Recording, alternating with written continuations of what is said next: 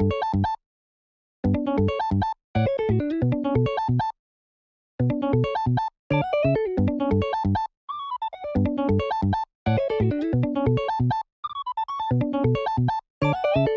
what's up, ladies and gentlemen? Good to see you again, and we've got a matchup against Katakuri here. This was during Eggman's event and tournament that he just ran on this past Tuesday.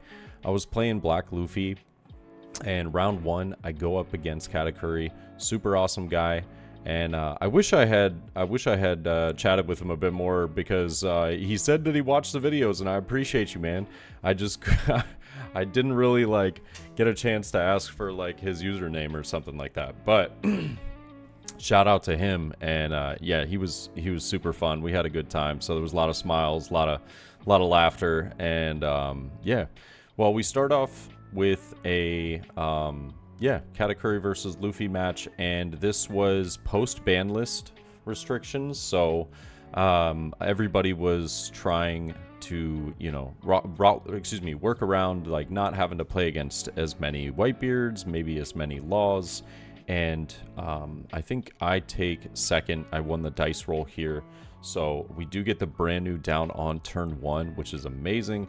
Always love to see brand new coming down, because that card just helps you know, get our Kaku online, but also get the get some cards in hand. Unfortunately, we do whiff on this one, but we do get 2 CP9 cards into trash, so all in all, not too bad. Now, we do take the 5k swing, though, and then we see a Sparrow. Sparrow, obviously, in this matchup is just not the card we want to see. We really hate to see that card, honestly, because I want to KO it, you know, in order to gain some value with the leader, but also just to get that swing off the board. But then it gives my opponent the search. Never like to see that. But I will go a 5k into life. He does 1k counter out, and then I will go 5 with brand new. I kind of want to give him an option to swing at versus going strictly at life here, so I'm hoping that, you know, maybe Sparrow will go into the brand new here, and I do think we see oh no, he is going to life, and now we'll see Katakuri also going to life. Yeah, so he ignored my brand new. Feels bad, man. Feels real bad, man.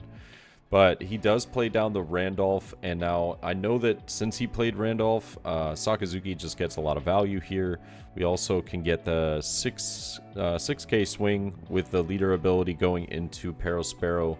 Either gets a 2k out of hand, or it gets, you know, that card off the field, and then he's just gotta, like, you know, pick up a little card off that. And I'm like, fingers crossed, no big moms, please and thank you. But he does 2k counter out of the Sparrow. He wants to get that early aggression. He's already got me at 5 life, so I don't blame him whatsoever for saving this. And now with 7 Dawn active, we're going to see 1 coming down for Pudding. I don't feel terrible in this spot, but it definitely doesn't feel great. I would have really liked to get that Sparrow off the board. But picks up another Randolph here, and now is just going to go 5 to life. We're gonna have to counter out of that just in case he does happen to attach 1, and he does, swinging 7. Looks at that top life and moves it to the bottom. So now I'm concerned. I'm like, all right, is this a Sanji down there? Is this a Beji? You know, this that makes the final turns of this game a little scarier. Now we're already down to 2 life in this matchup. That's obviously not where you want to be, but sometimes you just kind of gotta pick and choose what you get. Another Sakazuki would be great here, but we also have a chance of using Kaku, but that means that we do have to drop something to lower the Randolph down. I would hate to have to drop like a 2k counter here, especially being at 2 life. It's unfortunate that one of our Sabos was already trashed because of the brand new search. Sabo is super good in the turn right after this, just because we can kind of block her up for the rest of the match. And it looks like I am kind of forced to play that Suru. I gotta get that. I have to get that Randolph off the board. Bringing Randolph down to 3 means that we can just go 5 for Kaku, and I'm just going to go 5 with brand new, though, into the Parosparrow, see what he does. Just kind of curious whether he wants to drop another card to save this or not.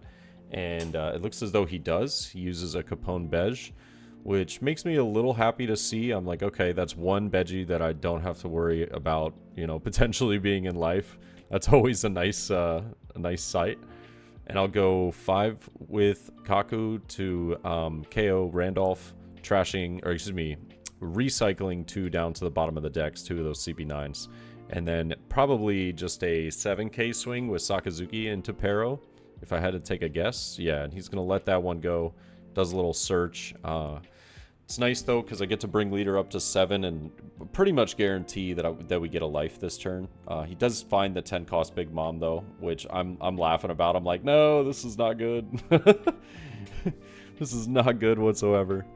But I will just go 7 to life, and luckily he hasn't seen any triggers yet, which is like, oh man, if he had seen triggers this match, I think it just would have been an incredibly tough game. But having Kaku as well as Sakazuki here with him not able to, you know, have much of a board presence is pretty useful. And now I think this is going to be another 7 at life, if I'm not mistaken. I believe we're at something like 6 cards in hand, so we do choose to counter out, though. We use Suru. Oh, we're at 5. We use Suru and Khalifa, bringing us down to 3 cards, though, and now Sakazuki is going to get bottom decked. And I was kind of surprised by this. He bottom decked the Sakazuki. I mean, I guess it's not that big of a surprise. It's just, I figured that maybe he would put it towards the top, just because I know 10 cost Mom is coming down the following turn, and I'm trying to prepare myself like, okay, I'm at 3 life again. What can I do in order to answer the 10 cost Mom as well as the 8 cost Katakuri? And to me, with what I had in hand, the only answer was to just see what he did in reaction to like a 6k swing. And then I think, if I remember correctly in this match, I played 10 cost Kuzan. And the 10 cost Kuzan was like, okay, if he turns Katakuri sideways the following turn, then I'll be able to pick that off as well as pick off the Big Mom with a removal card. So I do just go for the Kuzan, KOing the Pudding, and now another 6 to life, seeing if I get a 2k counter or if he just takes. And he does, going down to 2 life. Luckily, no triggers yet again. I'm like, I think I was even mentioning this to him while we were playing. I was like, thank God you are not hitting all the triggers in the world, because otherwise I'd have just been dead to rights. But super sad. I think maybe that was my only counter power in hand. I had to I had to counter out with a Sabo, and then my last life that gets trashed from Big Mom happens to be a Borsalino. So there goes all my blockers. Definitely have to rely on the KO cards this turn, and hoping that I believe him having 4 in hand are pretty heavy non-counter cards, just like some bricks in hand that I can get through and not have to worry about him being able to counter out of whatever I swing for on the 8 cost Katakuri. And so now I will play Sakazuki, KOing the Big Mom, trashing a Tashigi, and I get to attach 1 to lead. But I am just going to go 11 to Katakuri in hopes that he can't save it, and luckily he can't, so that does give me a lot of information here. Means that his hand is lacking a lot of counter power, so I will go 6, but he does have a 2k, so now I'm thinking like, okay, the rest of your hand has to be no counter if you didn't save that Katakuri.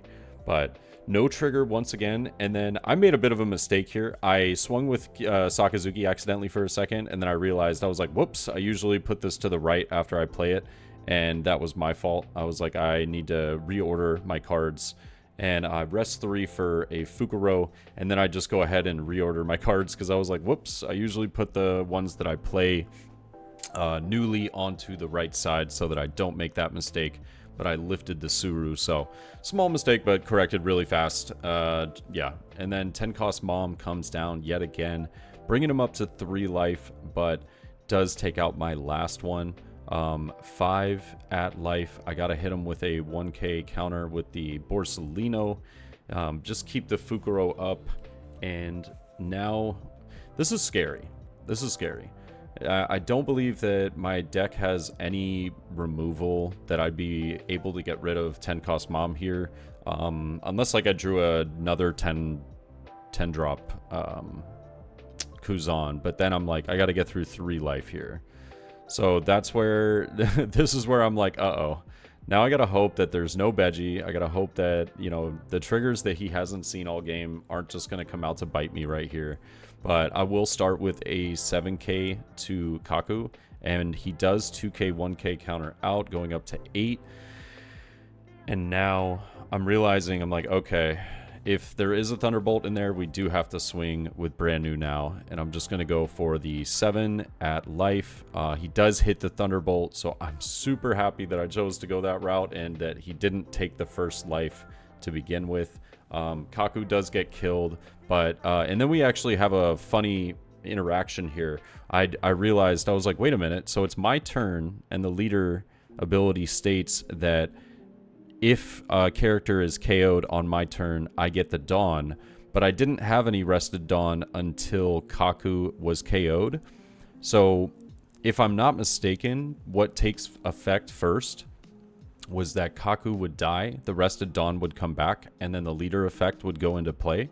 So I do actually get that rested Dawn off of the Thunderbolt going into Kaku right there. So I was very happy about that. He and I both chatted about it, and he was like, yeah, that does make sense that it would go in that order. And I know that I still have 2 to get through, though, so I'm going to go, I'm going to take an 8k swing here at life, hoping that there is no Beji or Sanji. If there is, we still have 4 that we could attach to Fukuro, but he does take it, no trigger, and I'm like, oh man, here we go. Here we go. I was like, dude, if you got it, you got it. I'm going to go 10k. And he didn't. He had a Thunderbolt, 2 Big Moms, and like a 1k counter. And I think he got like a 2k counter out of the last life. But super solid match all around. And I think the Luffy instance right there was really neat to kind of check out and to learn. But yeah, that was, I don't know, just one of those unique situations that I'm like, huh, I wonder if it works this way. And I, you know, after looking at it and thinking about the order of operations as to how the effects would take place, it should, you know, boil down to that Rested Dawn being attached to Luffy, which is very cool. Yeah, but hope you guys enjoyed the match. And I think that we got kind of lucky on this one, though. Like, you know, just yellow avoiding or having avoided yellow getting all the triggers in the world was like the difference between us winning this match and losing. But overall, I think it was a really fun game and definitely wanted to showcase this one. But hope you guys have a great day, and I'll catch y'all in the next one, okay? Peace.